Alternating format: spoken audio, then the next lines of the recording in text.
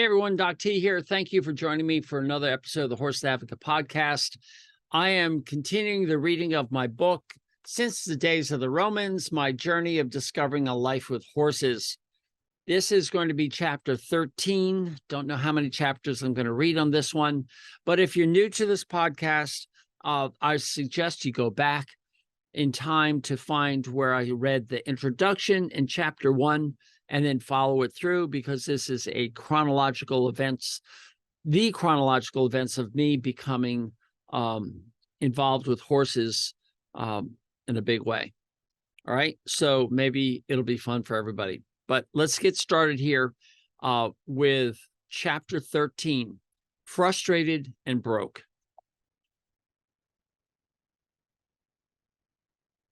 That spring, I had started the Cornell Student Horsemen's Association, the Intercollegiate Horse Bowl competition, and Foal Watch.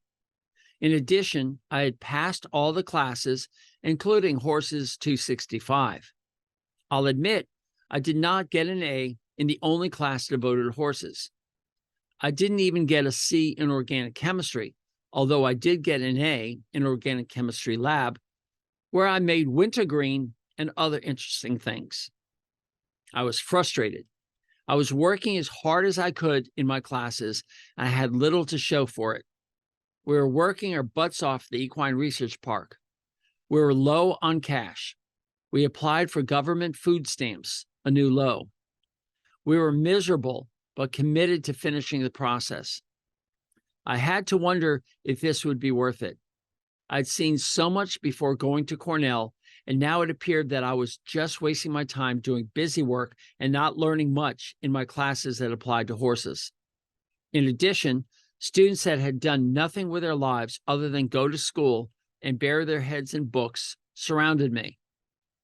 They knew little about horses and couldn't really hold an intelligent conversation about a given horse topic, so we didn't have much to chat about.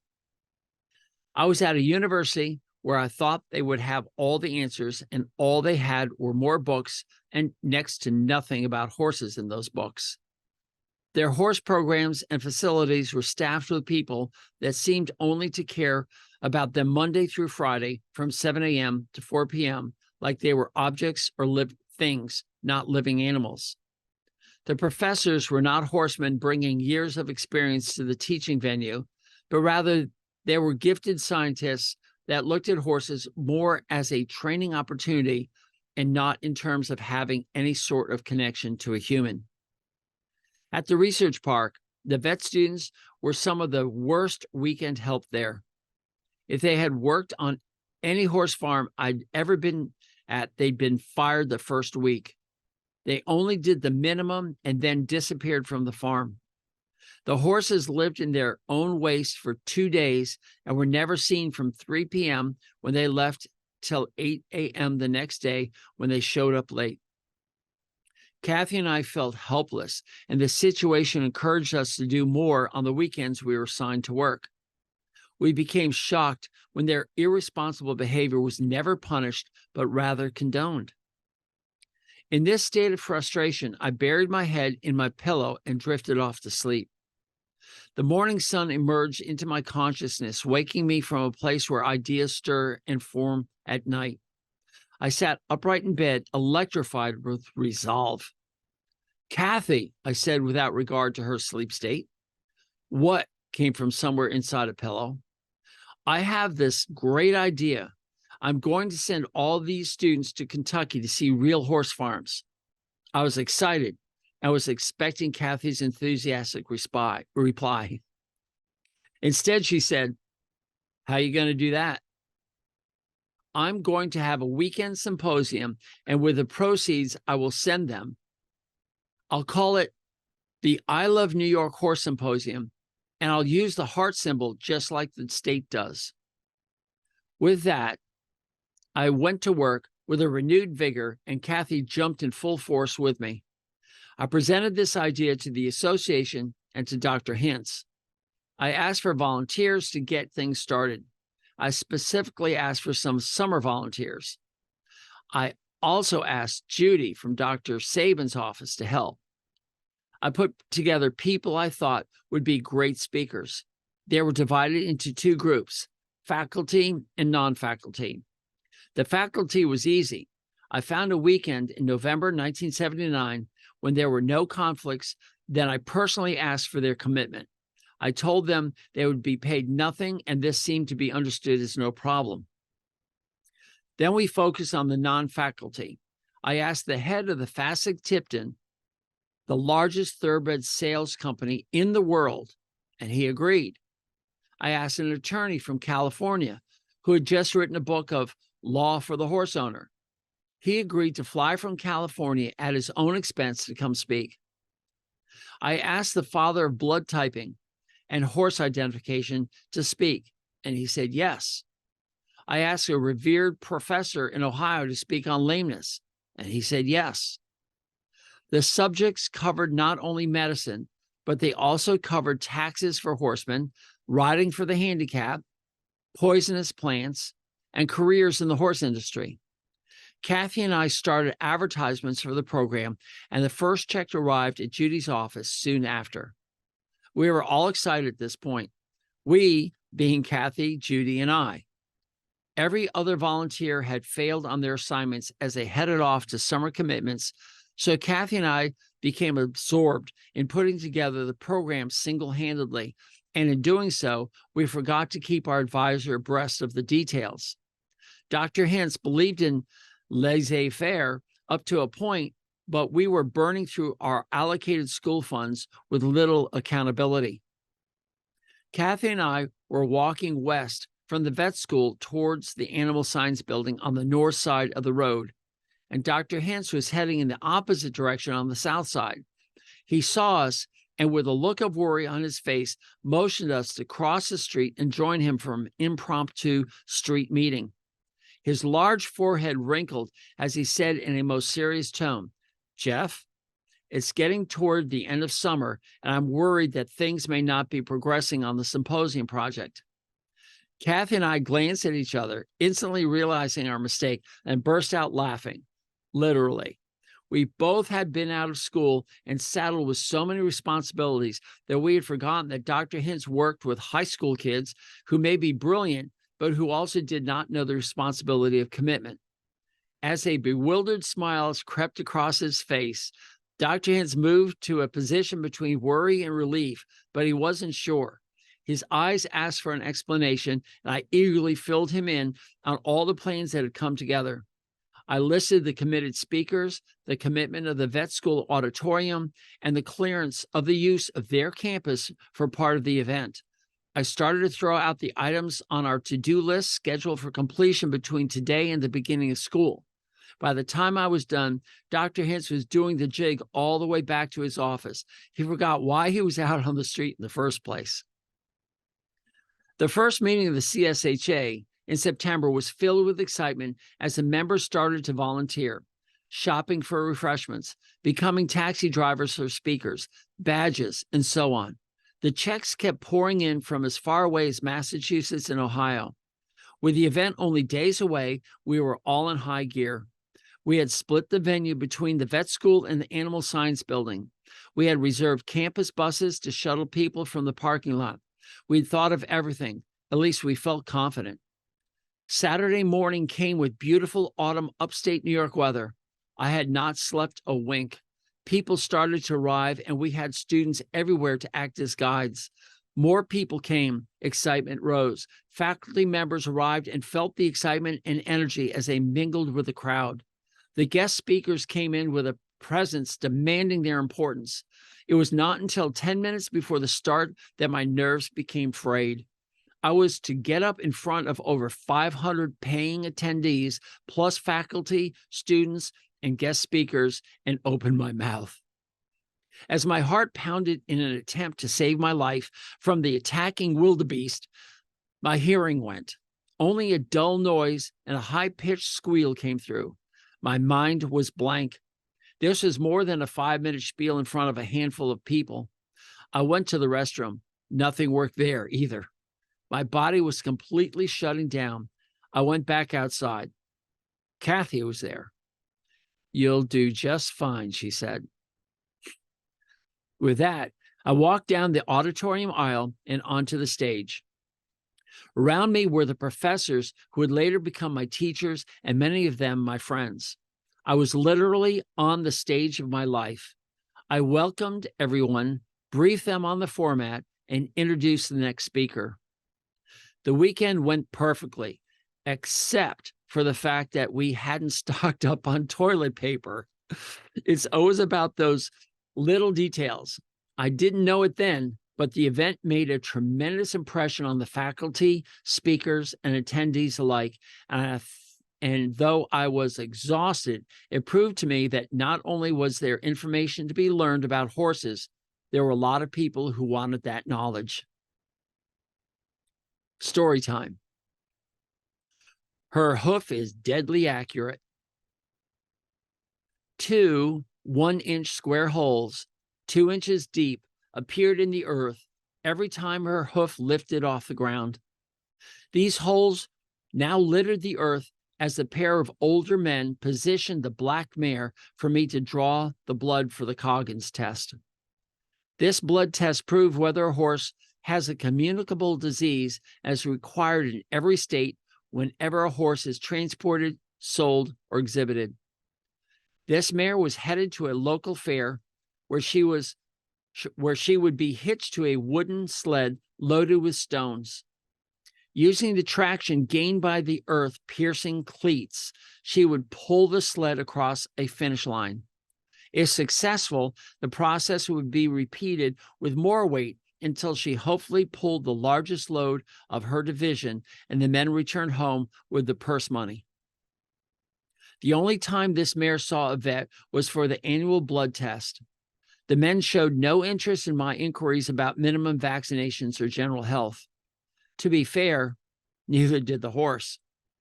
Looking at me, she made it clear she had no interest in my needle or me. In preparing for my vet school licensing exam, I had measured parts of my body so I could use it as a rough measuring stick against the horse.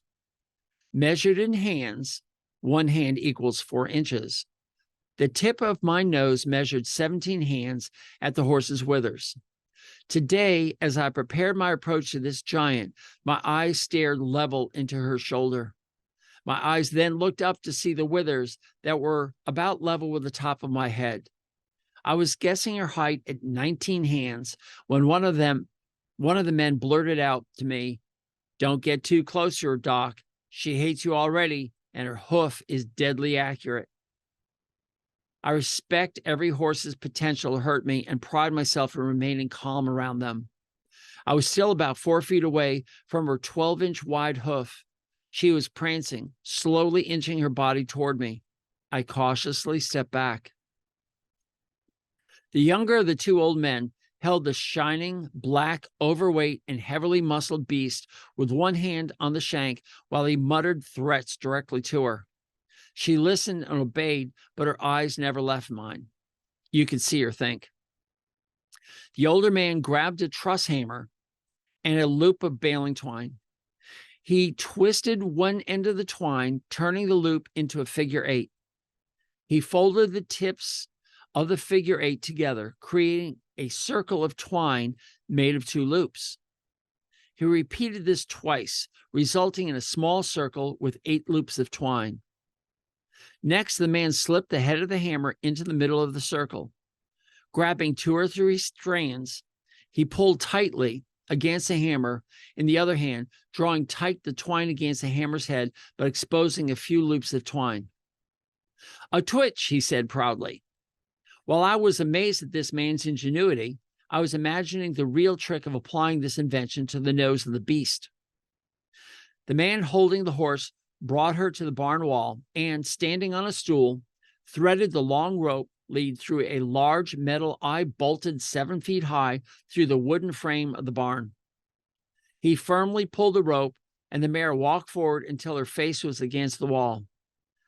All I could see was a disaster about to unfold, including the demolition of the barn in one pull. The mare started to show her displeasure by stomping all 4 hooves and shaking her head, but the other men stepped up on the stool and quickly applied the twitch. "Go ahead, Doc. She's waiting on you." I set my focus on the left front hoof and adjusted my stance, keeping my feet in what I thought would be a safe zone. My thoughts drifted to the holes in the ground and pictured the crucifixion of my foot. I can draw blood or do an IV injection using just my right hand. Today, however, I needed my right hand to keep me away from her. I grabbed a fold of skin above the right shoulder and leaned my body into hers. She responded by leaning her full ton back on me. The twitch man growled and twisted the twitch tighter on her nose. The lead man, standing on my right side, dug his thumb into her side. I raised my left hand with a sharp needle attached to a glass blood collection tube, distended her left jugular vein, and drove the needle through her thick hide. Although fine motor skills are usually a disaster with my left hand, it was a perfect stick, and the blood quickly filled the tube. But my skill did not impress the lady. Her response was to start aiming her hoof. The old man yelled, "Watch it, Doc. I told you she's accurate with those feet." I pulled the needle out, and the men released their holds. As the mare led the men back to the stall, the oldest said, "Good job, Doc." The other said, "Yeah, you're the first ever to get it done on the first try and not get hurt." Smiling, I got back in my truck and waited for my knees to stop shaking and my heartbeat to end the thumping in my ears. The more horses you work with, the more your confidence builds. My respect for a horse's ability to hurt you still remains, but this day, my confidence notched a little higher. Chapter 14, Now or Never. February is cold in upstate New York, and cabin fever is a real mental condition brought on by continuous lack of sunshine affecting dopamine levels. I was bored to tears and in a state of limbo where I knew I would be done with my undergraduate degree in June, but I had no idea what was to happen after graduation. I focused on completing the lengthy task of applying to vet school.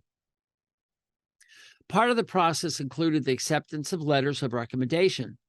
There was no stated limit as to the number, so I sent in 14, including glowing letters from Mrs. Waller and Dr. Steiner. The following year, they limited the number of letters to 2, and I have wondered if maybe that was due to me. When the weekend came along and it was between exams, Kathy and I drove about 2 hours north and east to Amsterdam, New York to visit her parents. Soon after arriving, Kathy's mom ushered us all into the car and we headed over to Herkimer, where there was a store filled with men's suits. She was on a mission to dress me up for my interview for vet school. I had received notice a few weeks before that I had made it to the final stage of the admissions process. After the forms had been filled out and the transcripts of previous grades sent, all that was left was the interview, and my mother-in-law made it her mission to wow the interviewers with a fully decked out 3-piece suit that no respectable horseman would wear. We arrived at the clothing store and I tried on suit after suit. As a rule, I don't wear suits, and I was certainly not an expert. However, my mother-in-law considered herself one, and she was possessed with dressing me with perfection. A month later, I was dressed in my newly tailored suit, and I sat in the waiting room with the other applicants who had also made it to the interview stage. We were all nervous, and the constricting clothes made it worse. I had been dreaming of this moment since the notice of the interview had arrived, but all I could do was feel the sweat pour from my armpits and down the sides of my vest-covered shirt. I longed for the wide open acres of the broodmare pasture way up on the top of the hill, where all I could hear was the wind in the trees. 3 veterinarians were inside preparing to chew me up with questions and then spit me out upon a pile of rejections. And I'd certainly spent enough time in that pile in the past. I had little faith in a positive outcome, and because of this, I developed a carefree attitude. I had convinced myself that when they asked the inevitable question, "Why do you want to become a veterinarian?" I was ready to reply, because no one believes a manure shoveler. I had even contemplated bringing along a bag of horse manure to emphasize my point. We were not given instructions, just told to be there for the afternoon group. I was the last to be called in. The sweat stains on my shirt prevented me from ripping off my constricting coat, vest, and tie. My heart thumped inside my chest, and my body temperature rose to the point I felt half cooked. The door opened, and I was ushered in. Two vets sat on one side of a long table facing the third, and I sat at the end. The silence of the room muffled my thoughts. I was on autopilot. Any rehearsed lines were gone. They smiled as I tried to recognize who they were. They were not the large animal veterinarians I had seen around the clinic, as I had already attended their rounds as an uninvited undergraduate. I was sure one was a small animal vet. Oh boy, this wasn't good for me, I thought. The questions were scripted and forgettable, which made this interview seem very impersonal. I think it was an attempt to scare the crap out of people. This is a profession where a human is attached to every animal we see, and if this was too much for the interviewee, then the person would not be able to handle the wrath of an irate animal owner. My next-door neighbor, Lisanne, had a 4.04 average at Cornell, an A+, and had failed her first interview because she was so nervous. I benefited, though, because she became my tutor in biochemistry during her wait to reapply. I'm not sure how many thrown upon the interview rejection pile had the courage to go through it again. I didn't think I would, but now, in the thick of the interview, I wasn't thinking of anything but the questions being asked. The next question shocked me. Geoff, we know your interest is only with horses. Tell us what you would do if that option was taken away because you became allergic to horses. I burst into laughter, which I immediately thought was a bad idea, but it was too late. The three men stared at me with open mouths. I had already come into this interview with a carefree attitude, but I had been waiting for that attitude to enter the room. With this question, I became released from my fears and allowed myself to be who I was. My burst of laughter was followed with a brief explanation that I was already allergic to them and their environmental surroundings and that I had gone through the treatment. The interview turned around on a dime at this point. Either I felt invincible or the vets thought they were done with their charade. Either way, we broke down into a very informal hour of storytelling about everyone's experience with horses. One was impressed that I knew about the old way loose hay was plucked by grabbing claws out of hay wagons and drawn by block and tackle into the loft when along a steel track to the back of the loft for stacking.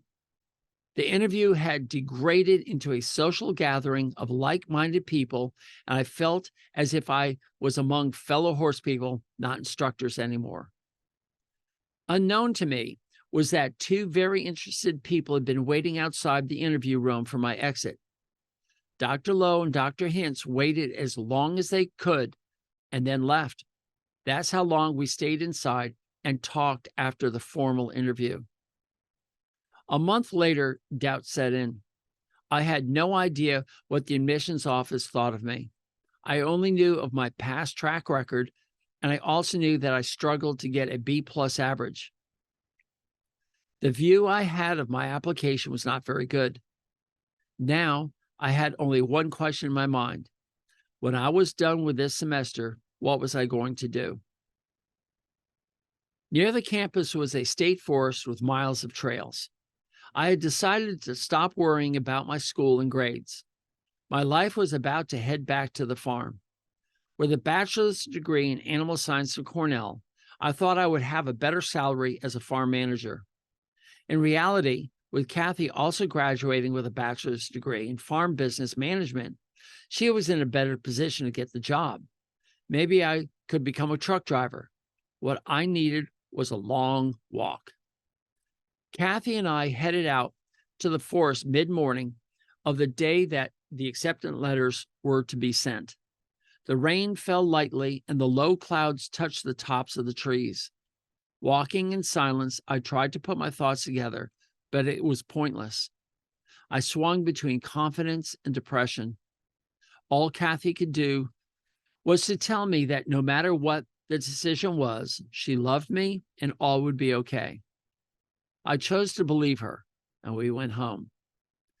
We had already checked the mail, even though we knew it would take a day or two for the letter to get from campus to our door. Kathy started to prepare dinner as I walked pointlessly from the one room to the other and back again. The phone ringing instantly broke the strain. I answered, but I became distracted as knocking came from the door at the same time. "Hi, Geoff, this is Debbie. Let me be the first to congratulate you." Debbie worked at the Equine Research Park, and she always knew about everything that was going on. Before I could answer her, Kathy answered the door and found our friends and vet students, Mike and Chris, with a bottle of wine and huge smiles on their faces. Debbie continued, "You got in." My mind started to spin as relief replaced the doubt. I thanked her, then turned to our guests, and we celebrated for an hour. I was grateful for my friends, but I was mentally exhausted from the stress. Kathy and I were soon alone, and we chuckled like little kids. I finally fell asleep in the wee hours of the morning. The letter arrived the next day to confirm the news. I skipped through the next few weeks, passed my exams, and went through the graduation ceremony. I felt like I had accomplished my goal of entering vet school. I had yet to realize that getting in was the easiest part. I worked all summer at the Equine Research Park, and my status with Dr. Lowe rose from undergraduate to first-year vet student with all the responsibilities associated with it. The excitement continued to grow as welcoming packages arrived and the orientation schedule became firm. The day all the new students came together, we were in the cafeteria. The dean of admissions asked us to stand up and introduce ourselves. The familiar panic set in as I listened and watched everyone stand up and say something about themselves. They all seemed confident and intelligent and young. It was my turn and I said something, but I only heard my own name. After we were all done, I couldn't remember anyone's name or anything about them. I felt a little lost and in way over my head. I wondered for a while why I had been placed last on the list to be interviewed that day. The answer came several years later, after I had become friends with the secretary of the dean of admissions. It was 3 years into my veterinary education when she and I were talking. I was reminiscing about my interview day as I saw her working on that year's applicants' files. When I told her how nervous I had been, she laughed out loud. She exclaimed, "You were nervous? Why? You are the school's #1 pick." Story time. My turn to trim the toes. There was a brief time when I worked for another practice, and honestly, the boss and I didn't get along. One of the favorite things he would do was to send employees he didn't like out to do things that were not in the scope of being an equine practitioner. It was a hot summer day in upstate New York, and in the lazy afternoon heat of the practice vehicle, I had fallen asleep. That was okay, because I was 30 minutes early for the appointment I had been assigned. The snickers from my fellow employees had not distracted me from what had looked like an easy afternoon. I was in such a deep sleep that I could have been in another world. I had parked across the street from a 2-story red brick colonial house in an upscale community. There was no evidence of any farming, not even a vegetable patch, let alone a fence for animals. I had been asked to trim the toes of a pot-bellied pig, and I had checked the address several times to be sure I was in the right place. The owner arrived from work in the city and surprised me as she woke me from my depths of sleep with a smart wave and a brilliant smile from across the street. She was dressed in a bright red patterned skirt, a white fluffy blouse, legs enhanced with stockings, and smooth black high heels. Sparkling jewelry accented her arms and neck, and her hair and makeup had not weathered from the day at the office. She did not look like the usual barn girl I see every day. I entered the house that was spotless. She turned to me and said, "Don't let him know you're here to trim his feet. He will squeal and run. I can't even trim my nails in front of him." I was dressed in green coveralls and somewhat clean work boots. I grasped a pair of hoof nippers and a rasp in one hand and raised the other in an open palm of assurance and said, "No problem. Where's this little pig? Outside?" She acted a little surprised with my question and then said that he was in the living room. It is his favorite spot to lay between the couch and coffee table. I entered the room with thoughts of quickly getting this job done and continuing with my day. There was not a speck of dirt anywhere in the well-appointed room with wall-to-wall white carpeting and a white couch in an L shape. Small items were spread over the large coffee table. I approached from the back of the couch, sticking out into the room. As I peered over the top of it, I quickly began to reassess the situation. I yelped, "I thought you had a small pot-bellied pig." Storing and filling all space available was a 400-pound sleeping pig.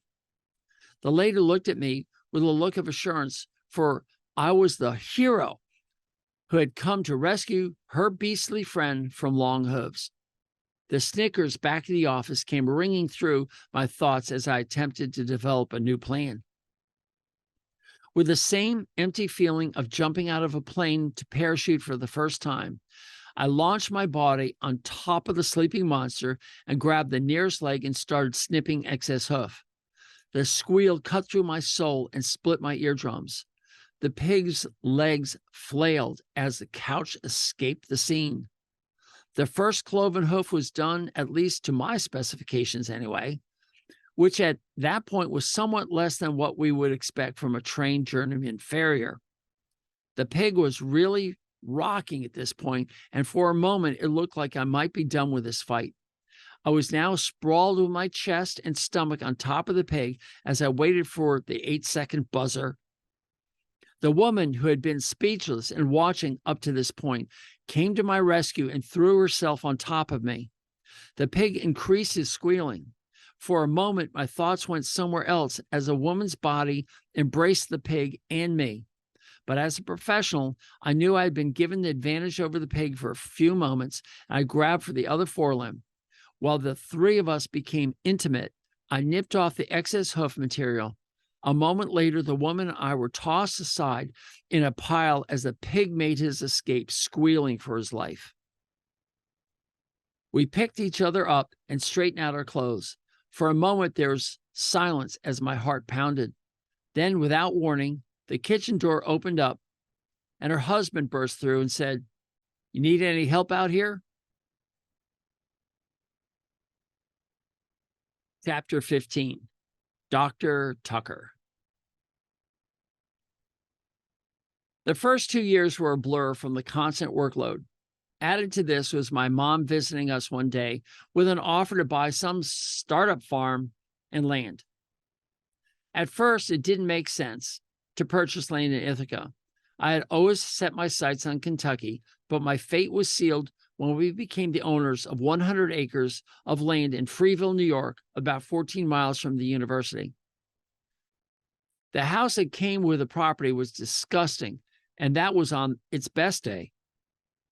Asphalt shingles on the roof, along with thick cardboard for siding, made this structure an eyesore. The former owner lived in a small modular home next door, and on the other side of the house was a mobile home. The backyard was scrub brush with deer paths I would use to walk the dogs at night.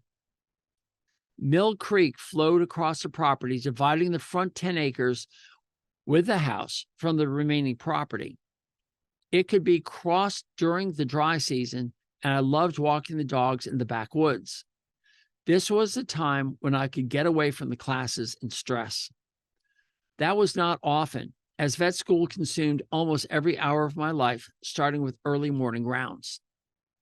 Rounds are when a veterinary department offers 30 to 60 minutes of case presentations, and students sit or stand as the clinician works up a case and then brings the affected animal for all to see.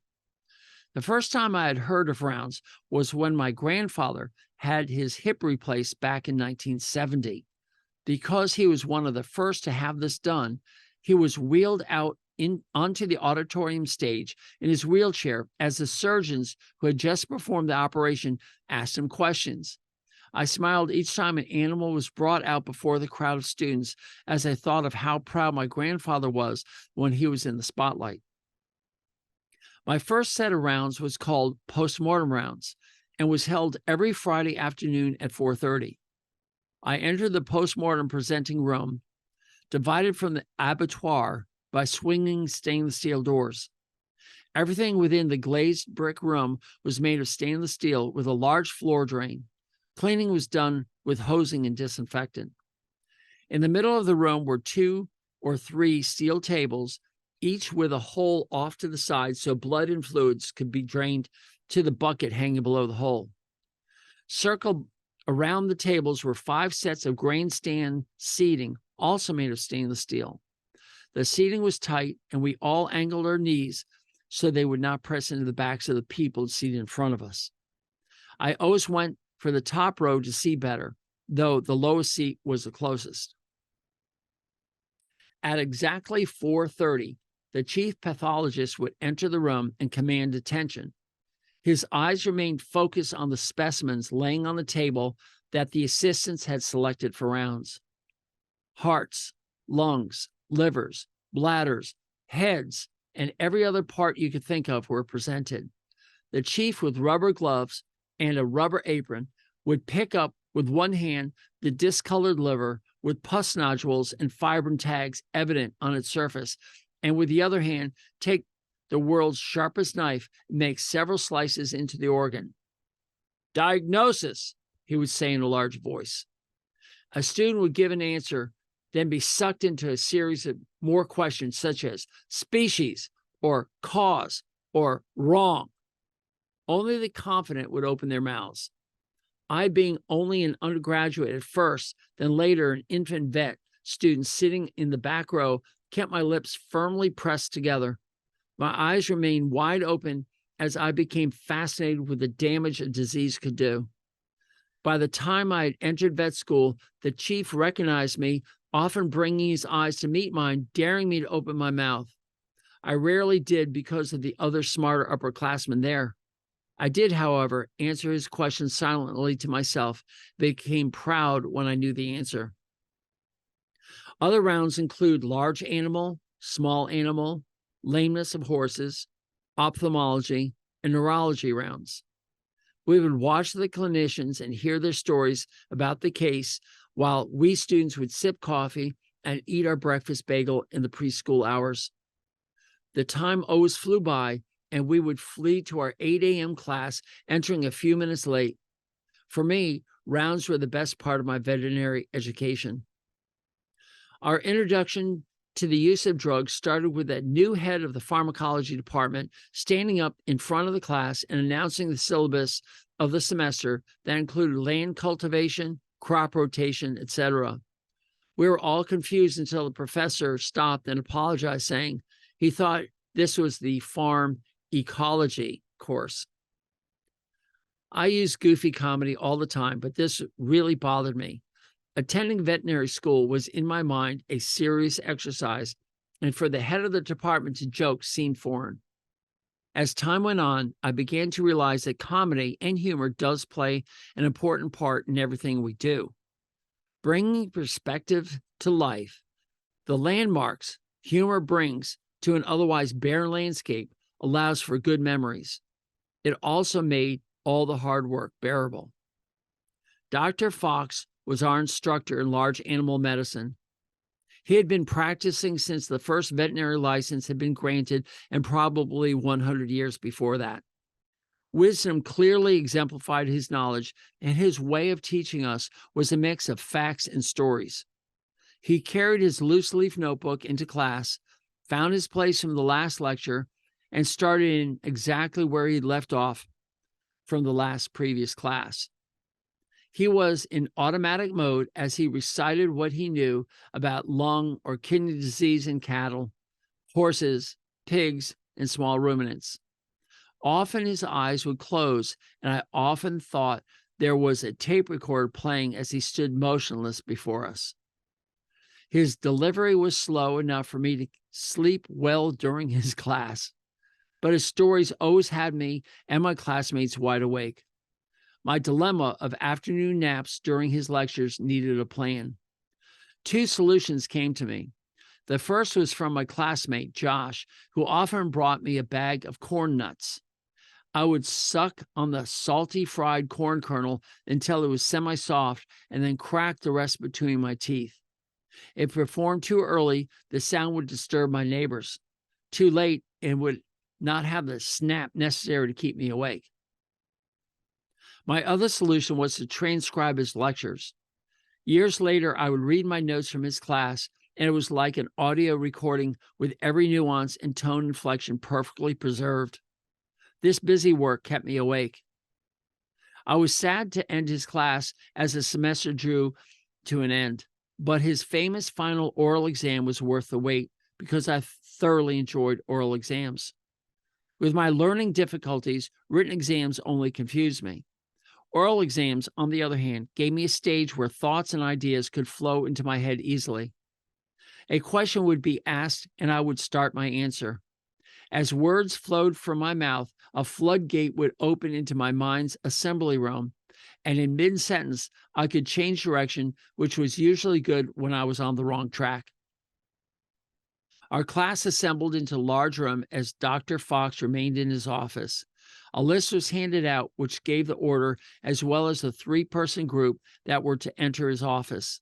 I was grouped with 2 other ladies who were interested in small animals only. I sat listening to everyone's nervous chatter. Most of them were about to pee in their pants and had already assumed their career was over. The thought of taking an oral exam was their worst fear. The energy was peaking and I couldn't take it anymore. I went over to the 2 nervous girls scheduled to take the oral exam with me. "Hey," I exclaimed, "what are you fretting for? Y'all know this stuff. In another year, all we will have are oral exams on a daily basis." "What are you talking about?" one asked. I quickly remembered that I was 5 years older and had more experience in the real world. I tried to relate to them that every day clients would be asking us questions about their animals, and that Dr. Fox was only doing just that, asking questions about an animal. If we couldn't face a colleague, how on earth would we be able to face a client? The women's faces looked back with a complete lack of understanding. At least I tried, but I saw this reaction often with my classmates. The 3 of us were called into Dr. Fox's cramped office, stuffed with his big body, 3 extra chairs, and hundreds of items collected over the years from his practice with large animals. He looked at us through his thick glasses and summed up the students before him. I was silent, but the 2 girls twitched and sputtered words. Dr. Fox smiled as he saw his victims squirm before their death. The sweat started to drip from my armpits as I became aware of my own nervousness. He turned to me first. "Doc, what in the name of God is this?" The words were drawn out for emphasis, and his high-pitched voice squeaked out of his nasal caverns. I was handed an object made of dried cow manure, about 6 inches long. It had a tube shape about 2 inches in diameter with a 1-inch hole running through the middle of it. As I have said, I love oral exams because of the way my mind works. In a written exam, I'm given a limited amount of words to work with, but when I visualize something, my mind opens up to 1,000 times the possibilities for answers. In today's terms, it is the difference between 2 computers, one with 10 times the memory. A flood of possibilities flashed in my mind, and in an instant, I started a discussion about calf scours. Bang! I had nailed it. He asked a few more questions about it, and I was done. All the studying about all the diseases and everything was over on a question of calf diarrhea. I don't remember the question to the girls. I did know that I was going to pass large animal medicine and that there was nothing that would stop me from graduating.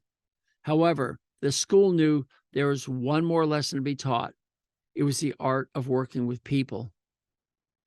We were not ready for the public, so most of our classwork was done on animals owned by the school. The thought of standing in front of a real client frightened most of us, and the school knew it. To overcome this, the school set up vaccination clinics throughout the county for dogs and cats. I have to say, I would rather die than work on small animals. This was generally the opposite opinion of my classmates, who looked forward to donning the white lab coat and grabbing Precious by the scruff of the flabby neck and stabbing the needle under the skin. I did my best work in blue jeans, a flannel shirt, and work boots. Standing next to a half-ton beast quicker than a striking snake made me feel at home. One hiss and growl from one of those fanged mini tigers, and I knew I would bail and run. I had no experience with dogs and cats other than in my childhood when my cat was run over by a car and killed, and my dog was stolen for research. My current dog, Easy, I consider to be part human and didn't count as a dog in my opinion.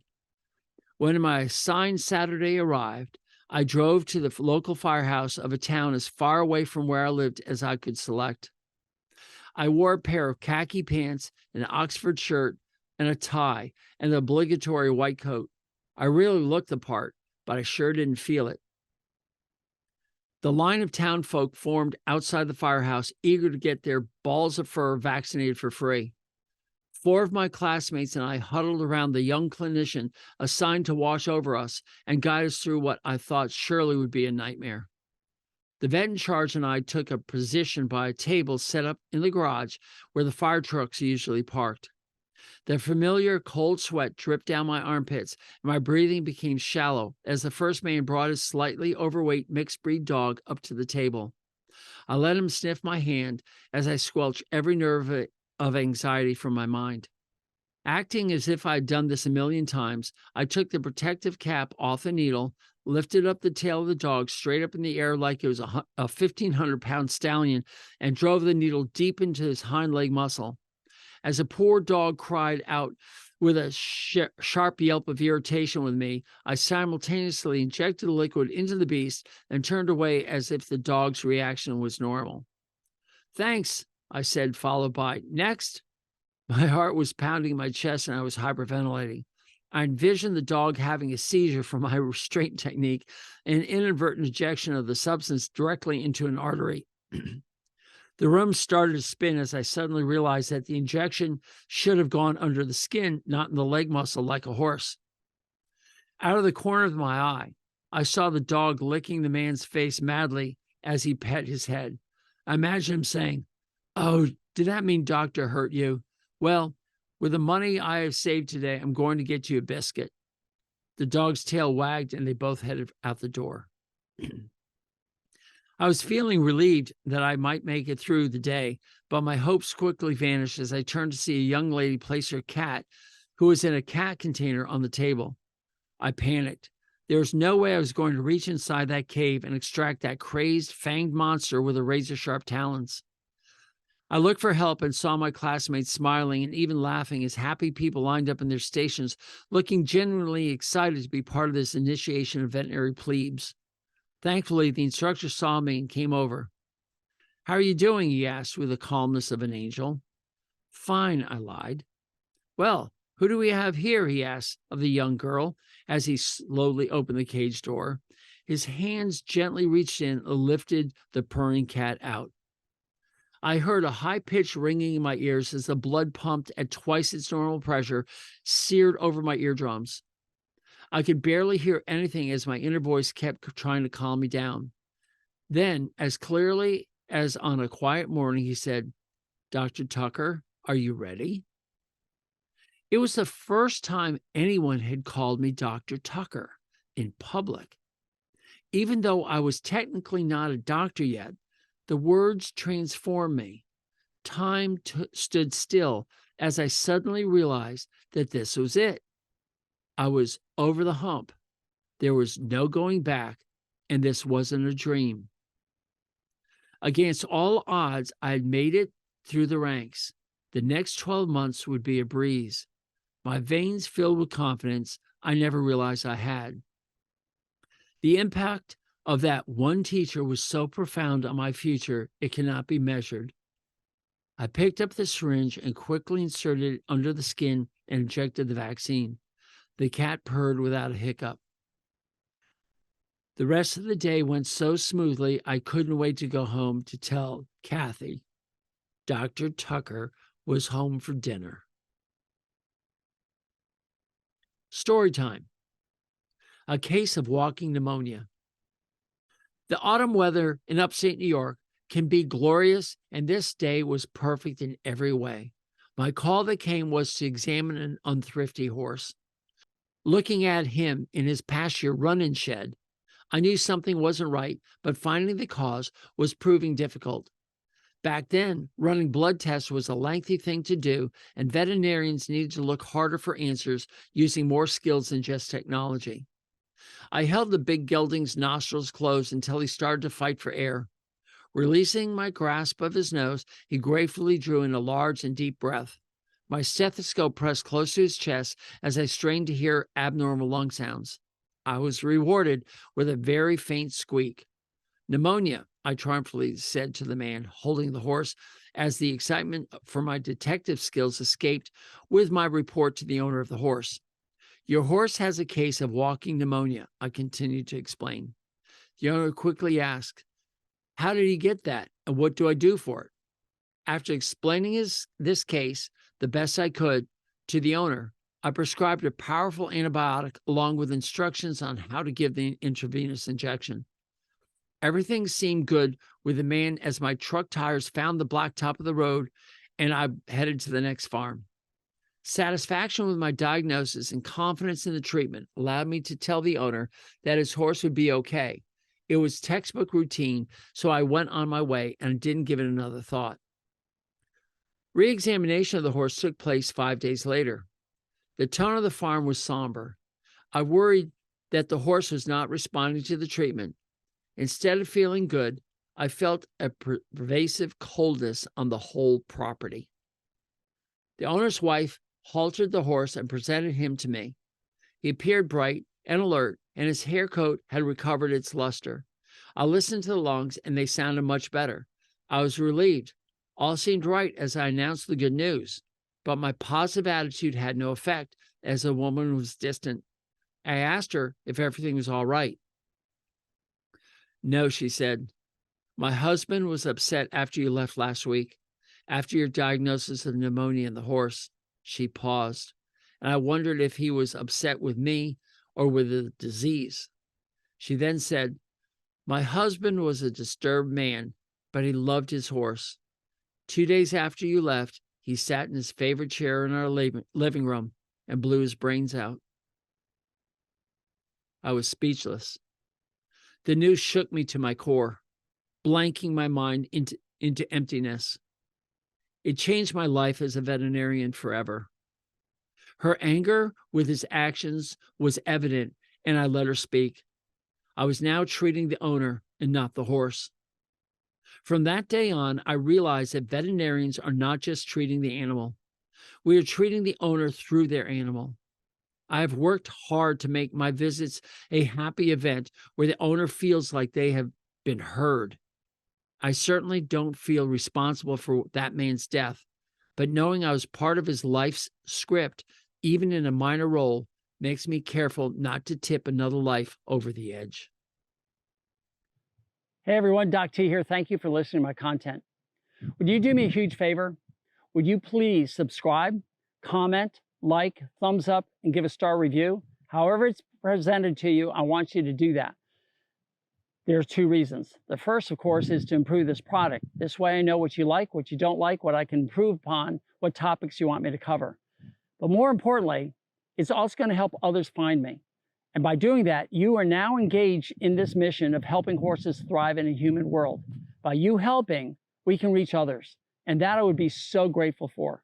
And remember, go to thehorsesadvocate.com for updates on this information. thehorsesadvocate.com. And again, thank you so much for being here. Doc T out.